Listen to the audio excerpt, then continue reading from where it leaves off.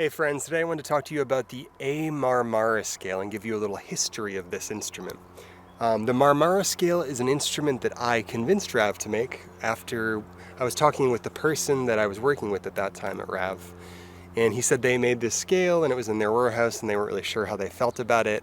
It was pretty old, so I was like, send it, I will give it a try and I'll make a demo for you and see if someone else playing it changes your opinion on it. And they sent it over. And I immediately fell in love. And at that point I hadn't figured out that it was actually just an Aegean scale moved down to A, sorry. Typically Aegean scales are in C. And I just fell in love with it as soon as I played it. It is moody, but it's nostalgic and hopeful at the same time. And it doesn't do the same sort of thing that a Kurd scale does, where it presents a series of triads that work really well together that have almost an EDM feel. The Marmara has a flavor and taste of, you're missing somebody or you're thinking about something coming up that's exciting and you're kind of worried and excited at the same time. So it's a great scale just for expressing emotion, and for writers it offers a fantastic opportunity to create music that has emotion in it. So after I made the demo for them and was posting with it, there was another prototype of this that was made after this one that someone else was sent, because they convinced them to send the other prototype. And yeah, the rest is history, and now it's in their offerings. So let's take a deeper look at the A Marmara and some of the reasons I love it. And I'm glad to be the godfather of the Marmara scale. Here we go. All right, so here are the notes.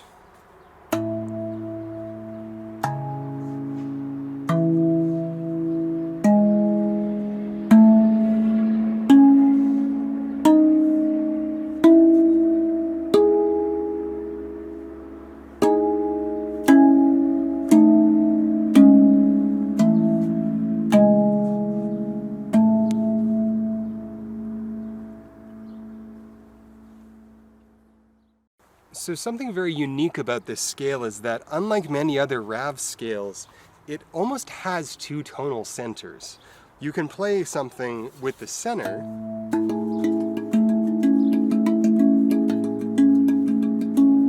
but when you swap to the one, it almost puts you in a different position, in the same way that the B Celtic double ding has a different flavor depending on where you're orienting your body. But I can play something like, when I swap to the one,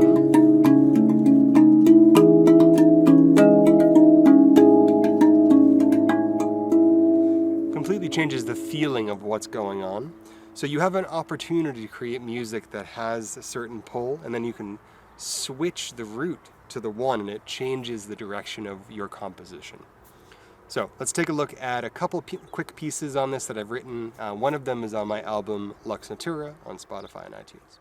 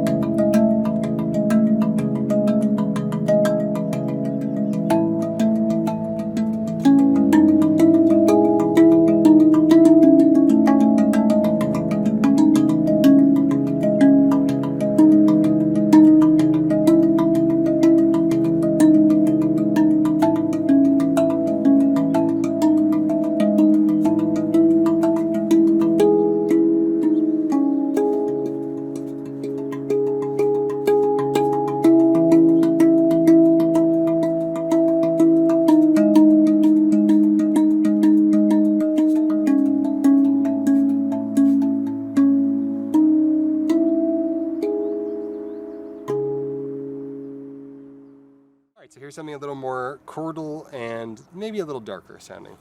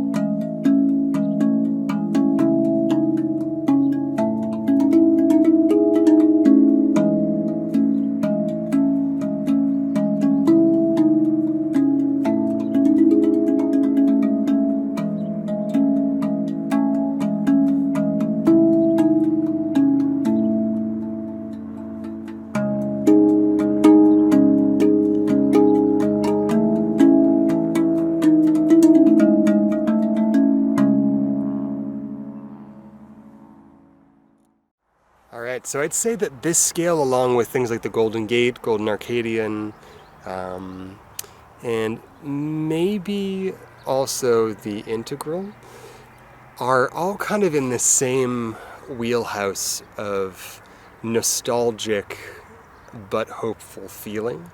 Actually, the Aegean scale is very similar to the Golden Gate scale and the Golden Arcadian. So a lot of the stuff that you write on one scale, you could transfer it to one of those others as well.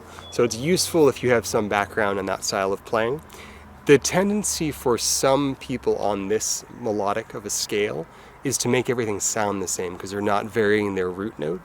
And I think it's really important, if you are going to approach this, to not just think in terms of rhythm, because it just doesn't really work well as it's strictly a percussion rav. So for yoga players, meditative players, it really is one of the better choices for kind of meandering playing with some melodic direction. So I appreciate Rav for having the confidence to send this out to me and let me explore it back in the day, and I'm glad I was able to be the godfather of the instrument and bring it to market for you guys. Hope you guys are well, and I will talk to you very, very soon. Let me know what you'd like to see next time as well. See you later, guys.